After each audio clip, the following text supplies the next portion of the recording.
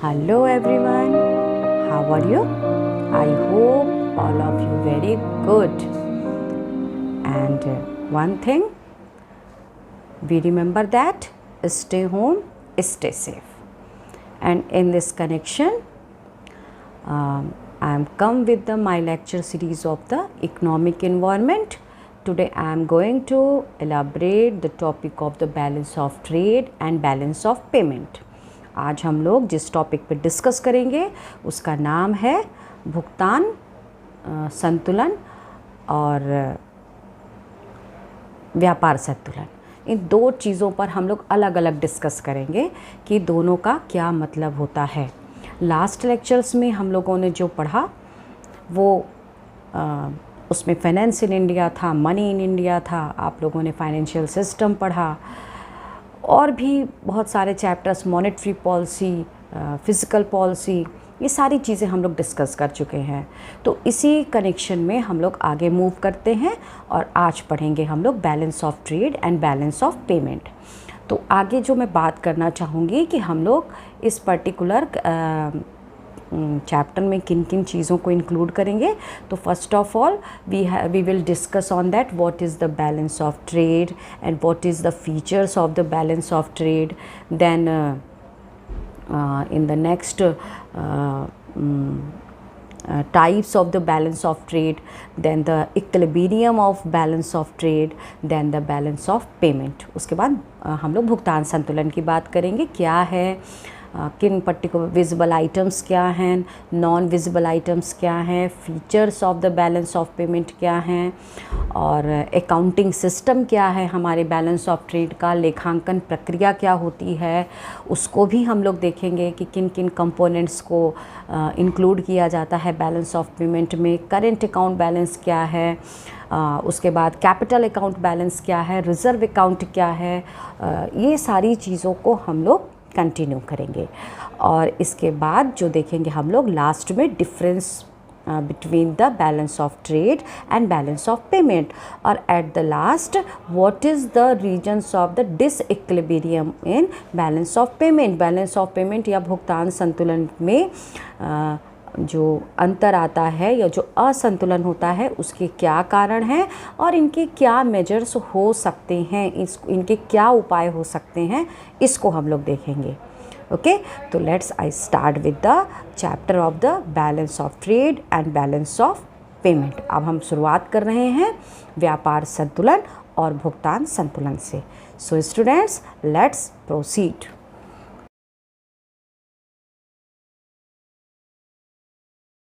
Start with the balance of trade. आज हम लोगों ने जिस टॉपिक को पढ़ना है, मैंने जिसको सेलेक्ट किया है जिस टॉपिक को, उसका नाम है भुगतान संतुलन और भुगतान व्यापार संतुलन।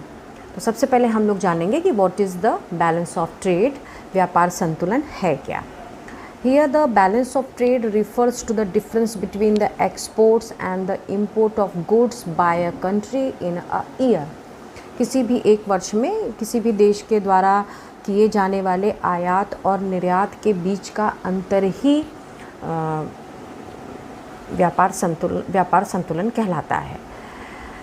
The difference is the value of import and export of only physical goods or the visible items is taken into account is called balance of trade।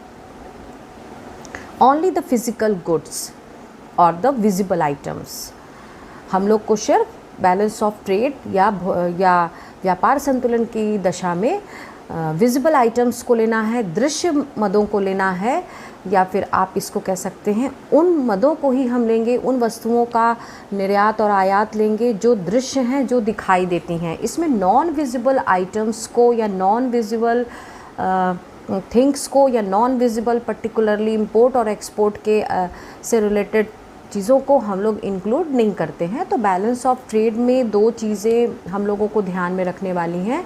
The first, it is the difference of the export and import of the goods. The word is the goods. Goods का मतलब वस्तुओं से है। तो जैसा हम जानते हैं वस्तुएं दिखाई देती हैं, तो all goods are the visible. तो हमको इनका जो डिफरेंस होता है आयात और निर्यात का, वो भी इन अ ईयर, ऐसा नहीं कि हमें कई सालों की बात करनी है। यदि हम बात कर रहे हैं तो we should be taken 1 year, 1 साल को हम लेंगे और उसमें होने वाले आयात निर्यात की बात कहेंगे। दूसरी चीज़ यहाँ पे कि फ़िज़िकल गुड्स होना चाहिए। जो भी आप बात कर रहे हैं कि किस तरह से किन गुड्स को हम लोग लेंगे, तो ये जो भी गुड्स होंगे वो आपके फ़िज़िकल होंगे, वो दिखाई देने वाले होने चाहिए। नेक्स्ट हम लोग बात करेंगे कि what is the feature of the balance of trade. Balance of trade का जो फीचर है वो क्या है, तो जो features of balance of trade है वो है balance of trade is merchandise balance. Merchandise का मतलब होता है व्यापारिक चीज़ों से संबंधित, तो ये एक तरह का बैलेंस ऑफ ट्रेड जो है, भुगतान व्यापार संतुलन जो है वो मर्चेंडाइज बैलेंस है, वो व्यापार शेष है। दूसरी बात, it refers to the difference in the value of import and export of the goods. ये आयात और निर्यात के बीच के अंतर को बताता है। तीसरा जो इसका फीचर्स है कि balance of trade refers to the visible items only. इसमें सिर्फ हम विजिबल आइटम्स को लेते हैं, नॉन विजिबल आइटम, अदृश्य वस्तुओं को हम लोग इसमें शामिल नहीं करते हैं। Visible items include the all material goods. सभी भौतिक वस्तुओं को हम लोग लेंगे, जो भौतिक का मतलब होता है जो दिखाई देती हैं। Then the what is the visible items. Visible items कौन कौन से होते हैं, यदि हम लोग इसकी बात करें, under the visible items it includes material goods. दृश्य वस्तुओं को हम लोग लेंगे। इट कैन बी सीन और touched, counted, measured and the weighted. इस तरह की वस्तुओं की हम बात करेंगे जिनको हम छू सकते हैं, जिनको हम गिन सकते हैं, जिनको हम माप सकते हैं और जिनका भार निश्चित होता है। It duly recorded at custom barrier. साथ में ये भी एक कंपलसर है कि विजिबल आइटम्स वही होते हैं जिन पे कस्टम्स बैरियर्स होते हैं, या कस्टम बैरियर्स, आप लोग कस्टम ड्यूटी जो जानते हैं ये सारे विजिबल आइटम्स उस कैटेगरीज में आती हैं। Sugar, clothes, machine etcetera, these are the example of the visible items. इनको हम लोग दृश्य वस्तुएं कहते हैं। What is the now it is the question arise here कि what is the non visible items. अदृश्य वस्तुएं कौन कौन सी होती हैं। Then the different kinds of the services included it. इनमें हम विभिन्न तरह की सेवाओं को शामिल करते हैं कि जो सेवाएं हैं विजिबल आइटम्स के अलावा जो सेवाएं होती हैं उनको इसमें लिया जाता है। सेवाएं कैसी होती हैं, जैसे transport, banking, tourism, insurance etcetera, बीमा है, यातायात है, बैंक है, या फिर आपका पर्यटन है, होटल है, इसको हम लोग इसमें शामिल करते हैं।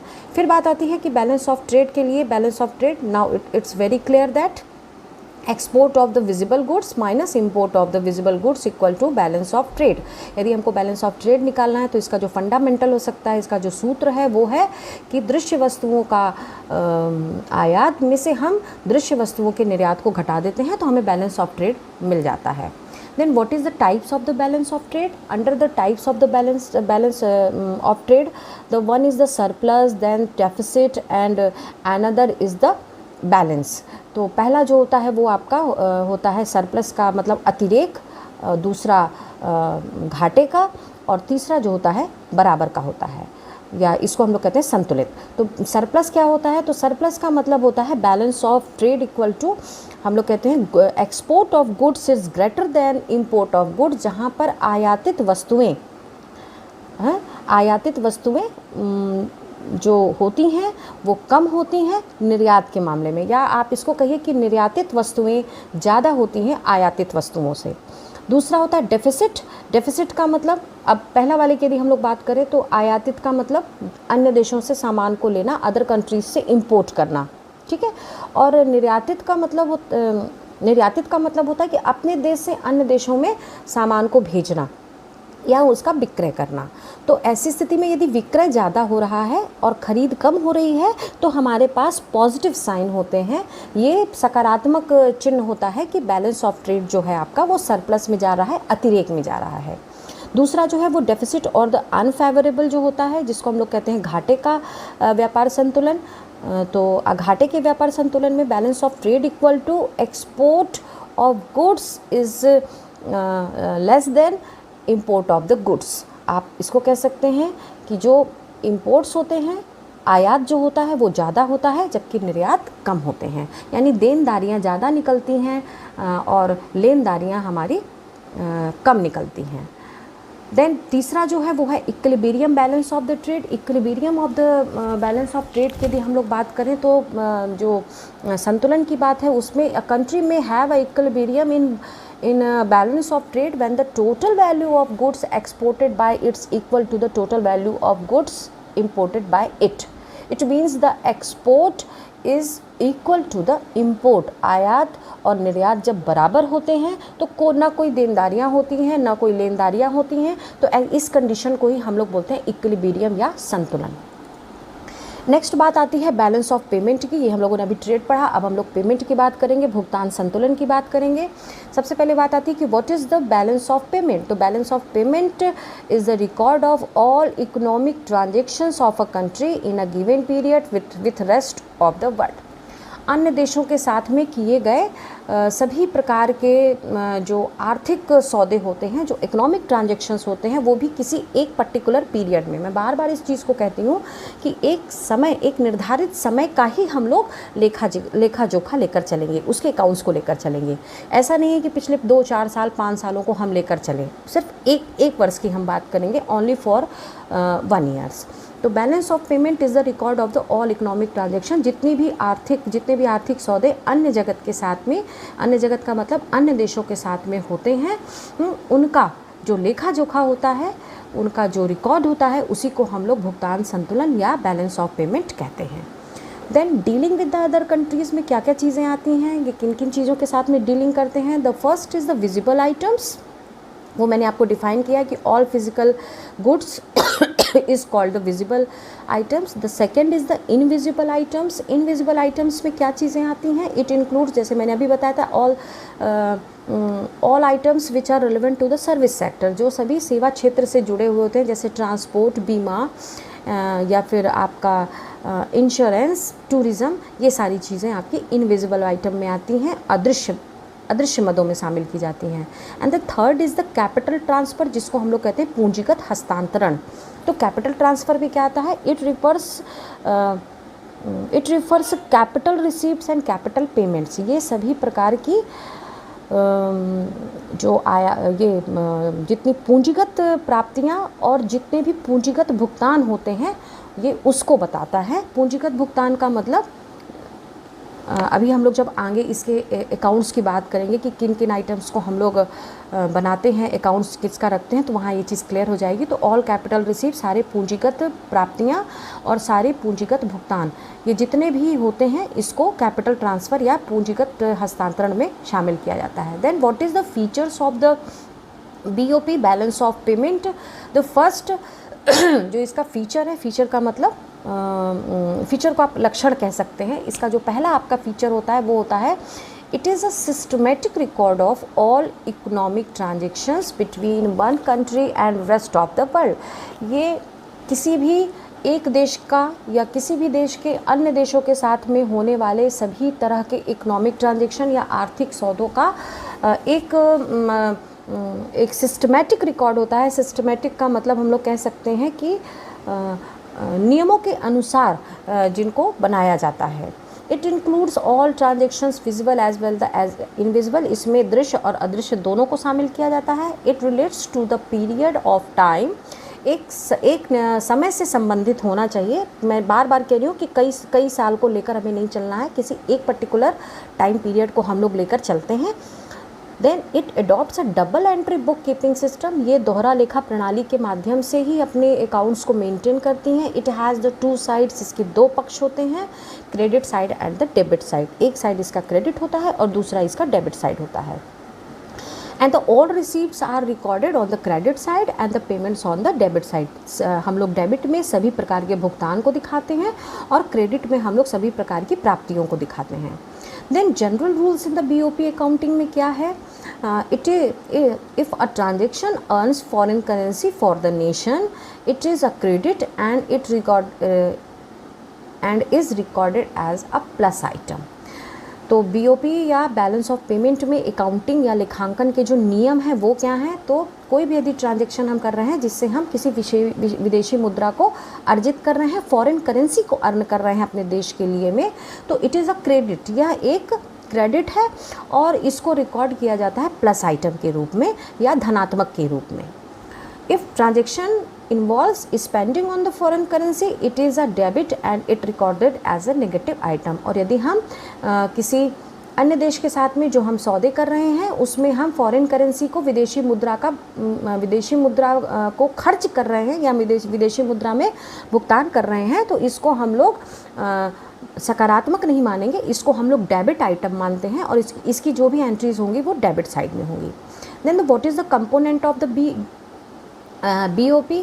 द फर्स्ट इज़ द इसके जो कारक या घटक हैं बैलेंस ऑफ पेमेंट के, भुगतान संतुलन के, उसमें पहला होता है करंट अकाउंट बैलेंस, जिसको हम लोग बोलते हैं चल खाता या चल भुगतान। दूसरा होता है कैपिटल अकाउंट बैलेंस। तीसरा होता है error and omission and the fourth is the reserve account. 4 तरह के हम लोग अकाउंट्स की इसमें बात करते हैं। पहला जो होता है वो चल खाता होता है, दूसरा आपका पूंजीगत खाता होता है, तीसरा जो होता है जितनी भी अशुद्धियाँ हैं उनसे संबंधित होता है, गलतियों और अशुद्धियों से संबंधित होता है, और चौथा होता है संचयी खाता। इसके बाद हम लोग बात करते हैं कि what is the current account balance. Current account balance क्या है, चल खाता क्या है, या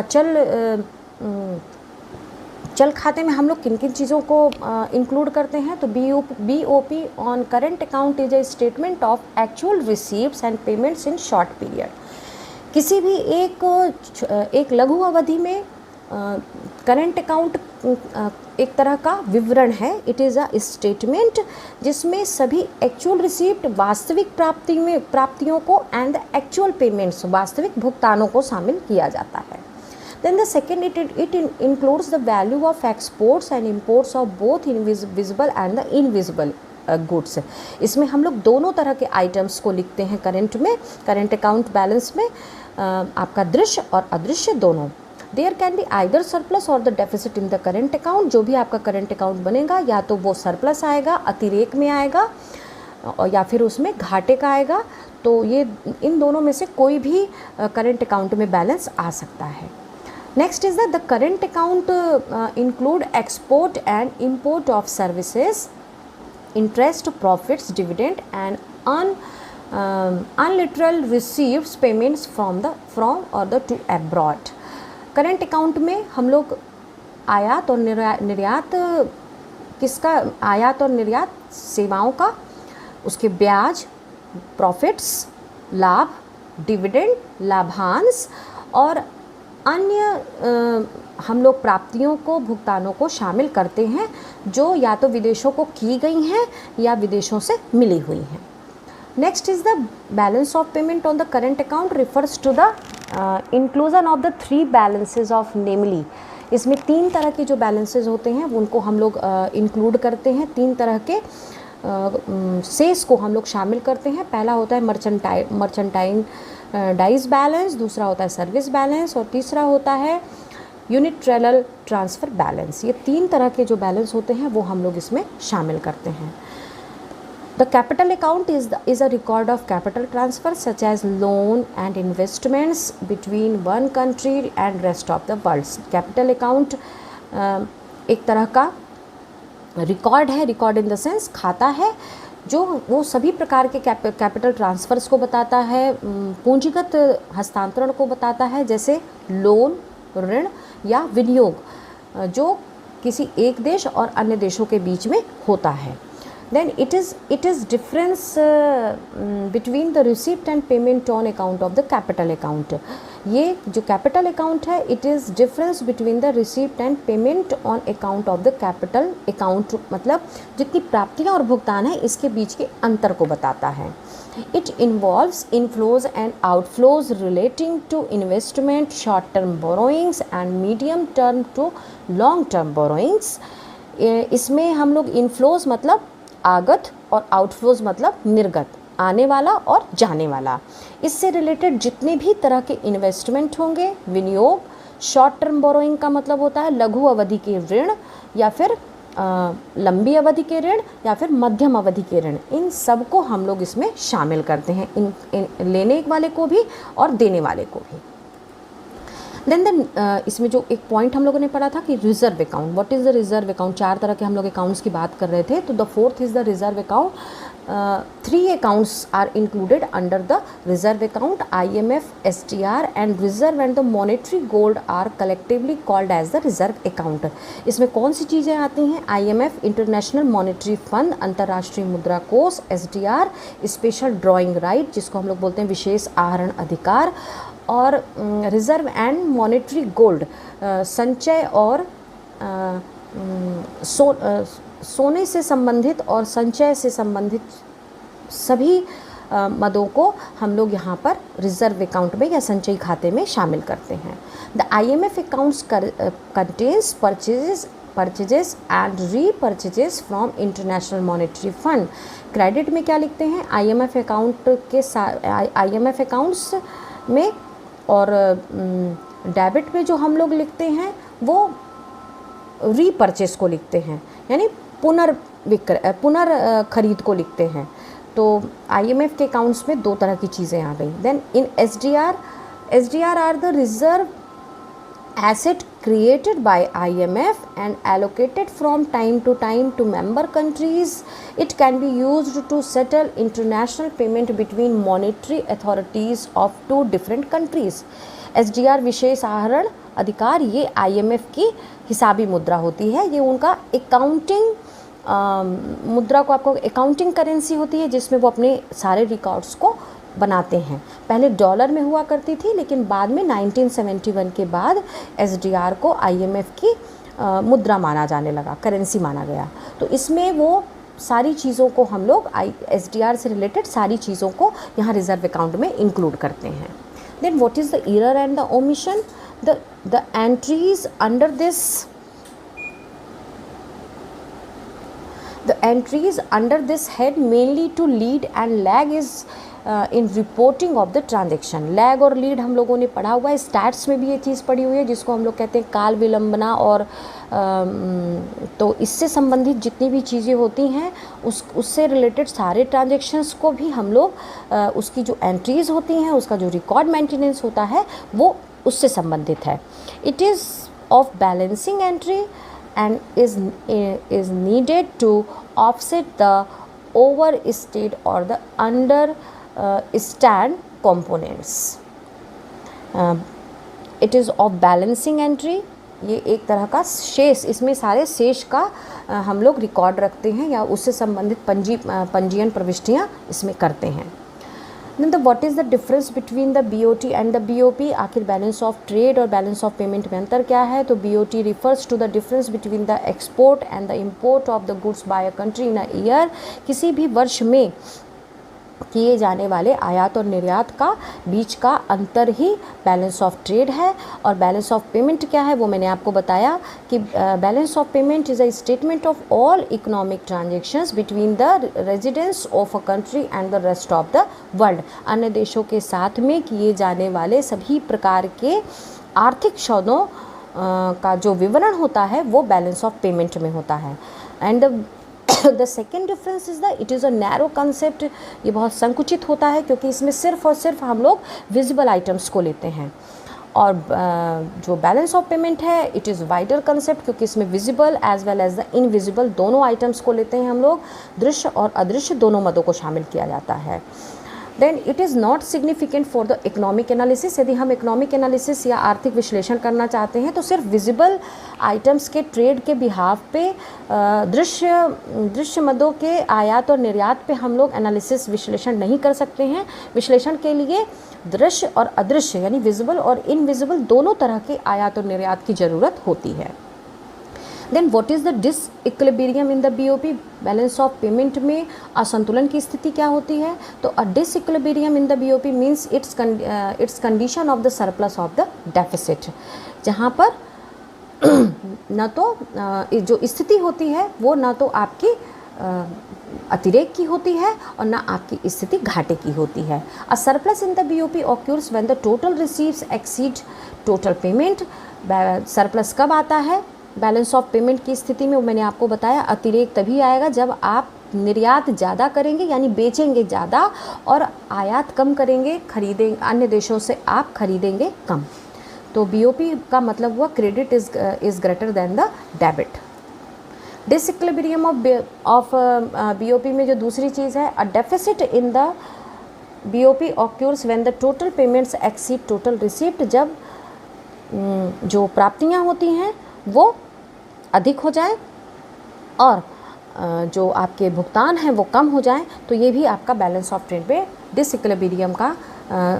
डिसइक्विलिब्रियम की कंडीशन होती है। डिसइक्विलिब्रियम का मतलब असंतुलन। Causes of the adverse balance of payment, cyclical fluctuation, जो चक्री उच्चावचन होते हैं, जैसे अवसाद की स्थिति के बाद, जैसे हम लोग कहते हैं कि अभी रिसेशन पीरियड चल रहा है, मंदी चल रही है, मंदी के बाद रिकवरी पीरियड आता है, रिकवरी पीरियड के बाद में फिर आपकी जो इकोनॉमी होती है वो एक पायदान पर आती है, फिर बूम पीरियड आता है, बूम पीरियड के बाद से फिर आपका जो रिसेशन या डिप्रेशन टाइम पीरियड शुरू हो जाता है, मंदी काल शुरू होता है। तो ये जो साइक्लिकल फ्लक्चुएशन है ये भी बीओपी के बैलेंस ऑफ पेमेंट में जो असंतुलन होता है उसका कारण होती हैं। Then the second is the development import, आयात जो है, आयात में आयातों की बढ़ोतरी के कारण जब हमारे पास खरीद हम विदेशों से ज़्यादा करते हैं और उनको निर्यात कम करते हैं तो भी ये नकारात्मक हो जाता है। Short fall in the export, हम लोग एक्सपोर्ट कम करते हैं, एक्सपोर्ट में बार बार कह रही हूँ, निर्यात करना, निर्यात यदि कम होता है। पॉपुलेशन साइज़, यदि जनसंख्या का आकार बड़ा है तो भी बैलेंस ऑफ पेमेंट के लिए, बैलेंस ऑफ पेमेंट में एडवर्स सिचुएशन आती है। आप एडवर्स का मतलब नकारात्मक पहलू आता है। किस तरह से पॉपुलेशन इसके लिए रिस्पॉन्सिबल होती है। पॉपुलेशन ज़्यादा होने के कारण हमारे यहाँ इंटरनल डिमांड भी ज़्यादा होती है और इंटरनल डिमांड को पूरा करने के लिए हमें अन्य देशों से आयात करना या इंपोर्ट करना ज़रूरी हो जाता है। देन द स्ट्रक्चरल चेंजेस, संरचनात्मक परिवर्तन भी इसके लिए बहुत आप कह सकते हैं एडवर्स सिचुएशन के लिए काफ़ी लाइबल होते हैं। एंड द नेचुरल कैलामिटीज़, कई बार प्राकृतिक आपदाएं भी आ जाती हैं जिसके कारण भी हमको अन्य देशों से आयात ज़्यादा करना पड़ता है। Then the what is the measures of the correct adverse BOP, हमको यदि इसमें सुधार करना है तो हम क्या कर सकते हैं। The first is the export promotion, ज़्यादा से ज़्यादा हम निर्यात करेंगे, बढ़ावा देंगे निर्यात को। डिस्करेजिंग इंपोर्ट, आयात को हम लोग कम करेंगे। इंपोर्ट सब्स्टिट्यूशन, यदि हम इंपोर्ट कर रहे हैं, आयात अन्य देशों से कर रहे हैं तो उसके कुछ हमारे पास सब्स्टिट्यूट्स या अल्टरनेट्स होने चाहिए। Then encouragement to tourist traffic, tourism sector को ज़्यादा से ज़्यादा हम प्रमोट करेंगे जिससे अदर कंट्रीज़ भी आकर हमारे यहाँ इन्वेस्ट कर सकें। देन डिफ्लेशन, मुद्रा अपस्फीति को मुद्रा अपस्फीति भी इसको काफ़ी हद तक सही कर सकती है। देन द डेप्रिशिएशन, जिसको हम लोग कहते हैं ह्रास। डीवैल्यूएशन, अवमूल्यन करके, मुद्रा का अवमूल्यन करके। तो मुद्रा का अवमूल्यन, जैसे अभी आप लोगों ने थोड़े दिन पहले ही देखा था कि जो नोटबंदी हुई थी जिसको हम लोगों ने कहा था डीमोनेटाइजेशन, तो ठीक उसी तरह से डीवैल्यूएशन भी होता है कि हम मुद्रा की जो बाह्य मूल्य होता है, the external value of the currency, उसको हम लोग कम कर देते हैं। या मुद्रा की आंतरिक मूल्य तो जो इंटरनल वैल्यू रहती है वो सेम रहती है, लेकिन एक्सटर्नल वैल्यू वर्ल्ड लेवल पे हम लोग अपनी वैल्यू की, अपने करेंसी की वैल्यू को कम कर देते हैं। तो डीवैल्यूएशन भी इसका एक रास्ता हो सकता है। देन द एक्सचेंज कंट्रोल, हम लोग विनियमन पर भी नियंत्रण लगा सकते हैं। Then improve quality of output and the cost reduction, यदि हम लोग अपने उत्पादन में गुणवत्ता को सुधारें और हमारे यहाँ लागत कम हो, या फिर आप कह सकते हैं कॉस्ट ऑफ प्रोडक्शन यदि हमारे यहाँ कम हो, तो काफ़ी हद तक बैलेंस ऑफ पेमेंट की जो एडवर्स सिचुएशन है, जो इसका नकारात्मक पहलू है, इसको कम किया जा सकता है। So thank you. Today in this lecture we have click on the subscribe button to subscribe this channel. Press the bell icon to get notifications. Like and share this video. Thank you.